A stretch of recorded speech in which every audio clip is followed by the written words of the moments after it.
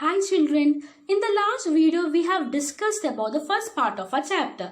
Let's recapitulate the topics we have discussed in the first session.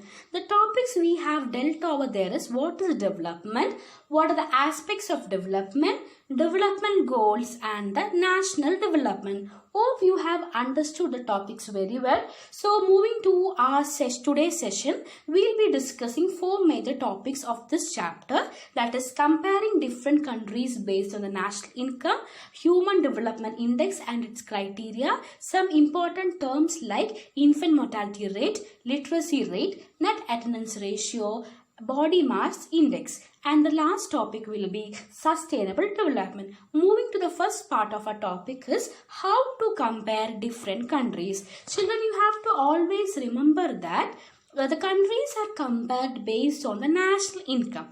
The term national income is very familiar to you all because you have studied it earlier. It means that market value of all goods and service which is produced in the financial year within a country. Okay, so what is national income? National income means the market value of all goods and services which is produced in the financial year within the country. Let's go in detail. So, comparing countries is very difficult. Okay. So, now children, for comparing countries, the most important attribute is income. Okay. So, since income is considered as one of the most important attribute when we want to compare two countries. Now, if I ask you a question, that is, what is the income of a country? Okay. What would be your answer?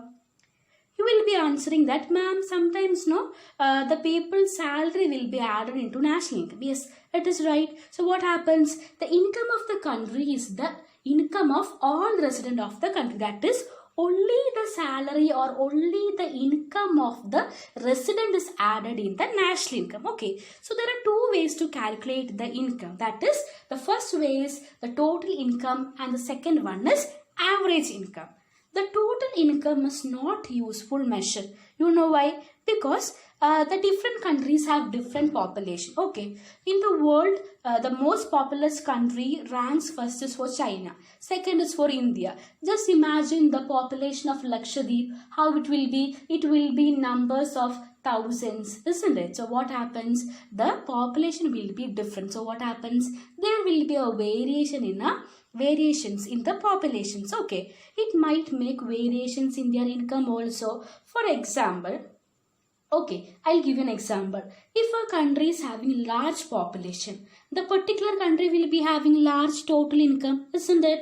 If a country is having low population, what will be happening? Their income also will be low. Okay, so what happens? The total income is not a useful measure since the countries have different population distribution. Okay, so what happens? The total income is not a useful measure because the population distribution is different in different countries. The second way is the perfect way or the most used way for calculating the national income, that is average income. Okay, the average income is also called as per capita income. The per capita income is means that total income of the country divided by its population. So, for example, imagine that a country named as Y.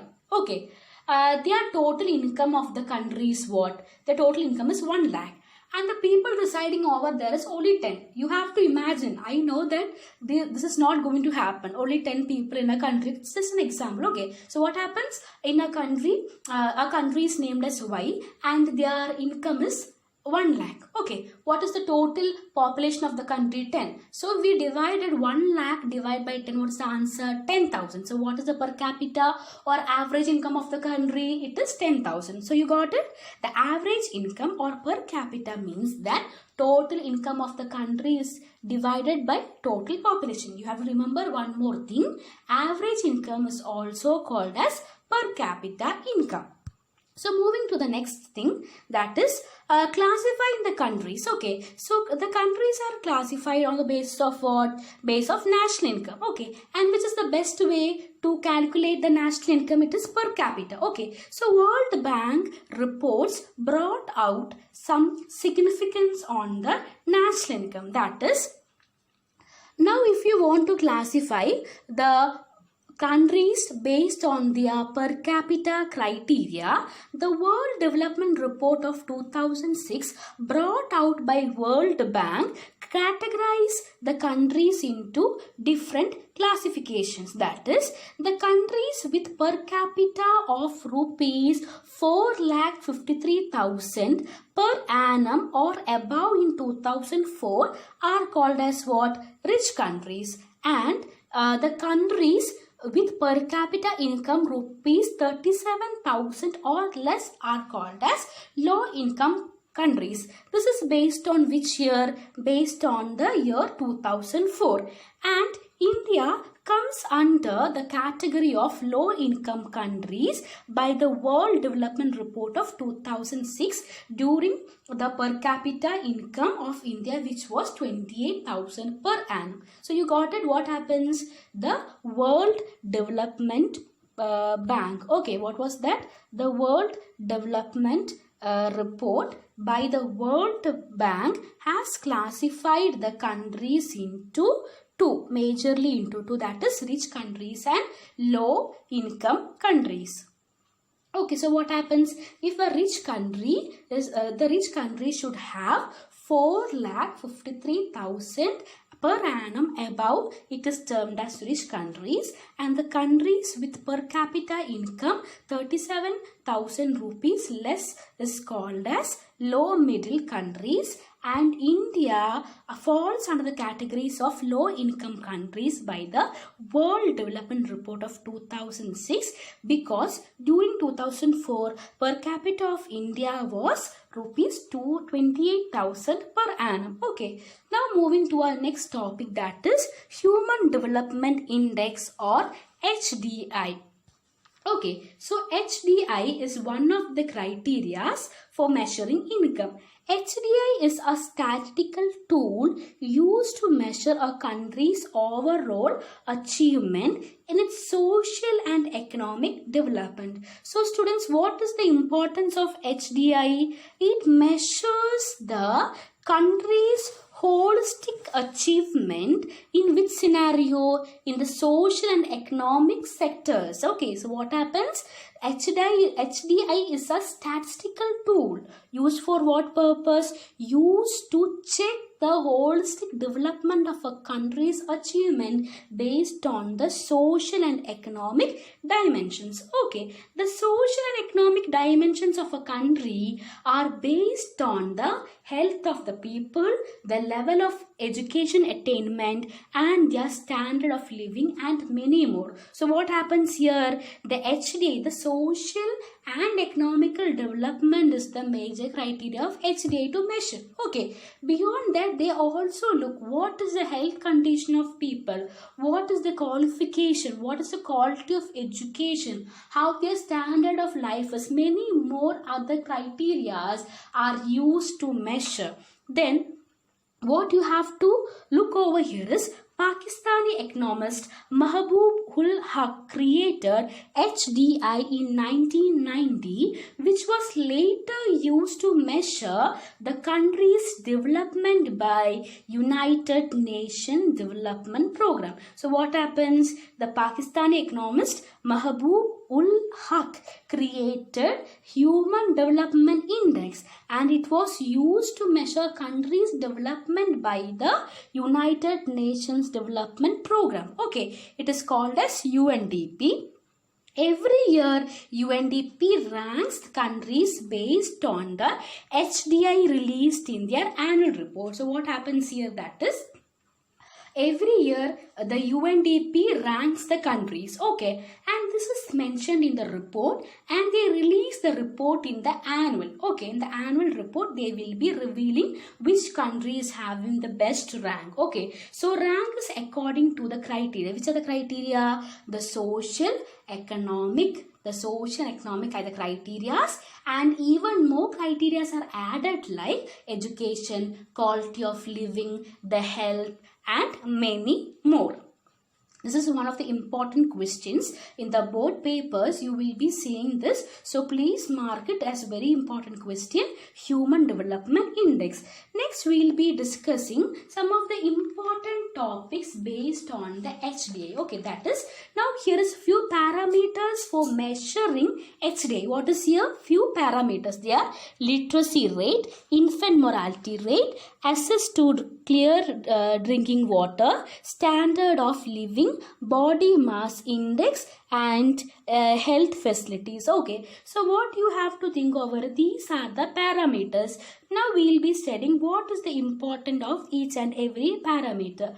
You know that literacy rate is one of the most important criteria of a country to check whether the country's population is literate or not. So what happens? The literacy rate measures the proportion of literate population in the 7 and above age group. So what is literacy rate? Literacy rate means it measures the proportion of literate population, okay, who's literate in the 7 and above age, who is 7 years and above is measured as literate. Okay, now moving to the second one, infant mortality rate. Infant mortality rate means it is also called as IMR. Okay, that is, it indicates the number of children that die before the age of 1 year as a proportion of 1,000 live children born in a particular year. That is, how many infants had died in per 1,000. Okay, how many infants have died in per thousands. The third one is access to clean drinking water. You all know the importance of pure drinking fresh water. Without drinking water, we cannot exist. The next is standard of living. The standard of living is very important. Then only we can measure the HDI of the country. Next, coming to the body mass index. The body mass index is related to the human being's weight system. Through this body mass index, we can identify whether the person is overweight or whether he or she is underweight. Okay, so moving to the next one is life expectancy. We know that the age now it's moving from below 50 to above 60, 65, 75. The age rate is going different. And the last one is the health facilities offered by the government of the countries. So these are some of the parameters we use to check for the country's economic and social development. So we'll be noticing once more which are the HDI parameters, that is literacy rate, infant mortality rate, access to clean drinking water, standard of living, body mass index, life expectancy, and health facilities. Okay, so moving to the next part is the last topic of a chapter, sustainable development. Okay, so here you can see different words around the sustainable development: the public age, investment, infrastructure, efforts, financial, LDCs, capacities, ensure. All these terms are correlated with the term sustainable development. Okay, now what is sustainability of development? So here comes it. As more and more development happens, more and more resources are get used. Just recognize the things once more, that is, as more and more development happens, more and more resources are get used up. The resources used for development may be renewable resources or non-renewable resources. Okay, we know that what is the difference between renewable and non-renewable. We have limited stock of non-renewable resources that are lost forever once used. Use of renewable resources like groundwater are faster than what nature can restore and can lead to their scarcity. So even if the resources are renewable,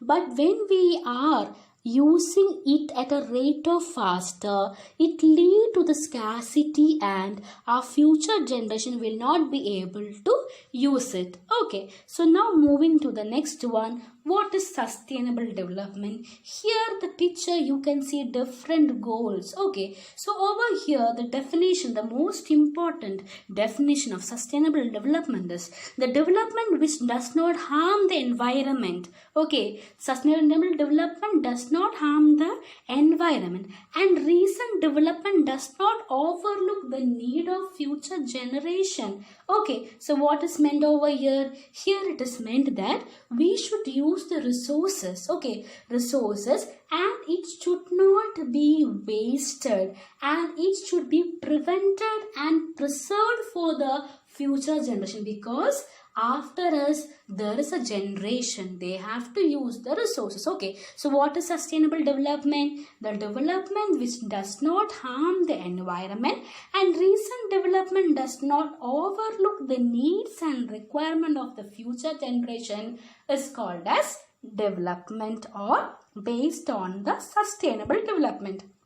So now, what would be sustainable development include? Okay, it would include more efficient use of existing resources.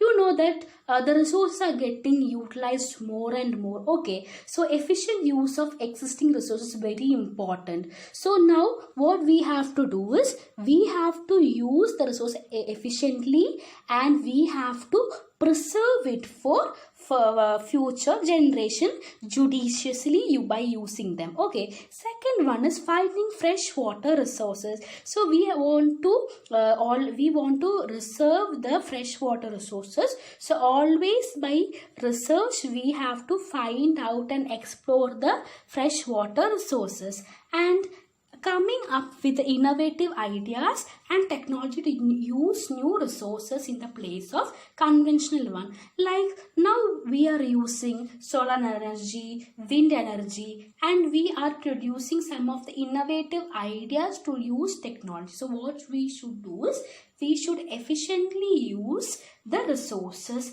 and we should sustain it. Okay, so children, here we comes at the end of the chapter.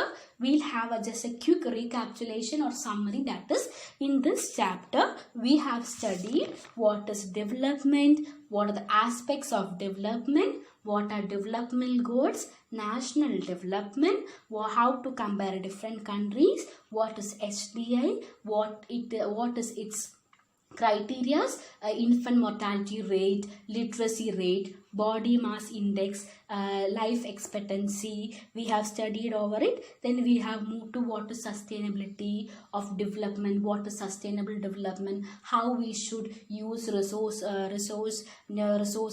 that is based on non-renewable and renewable. All these we have discussed over here. I would like to share a quote of B.B. King to you all.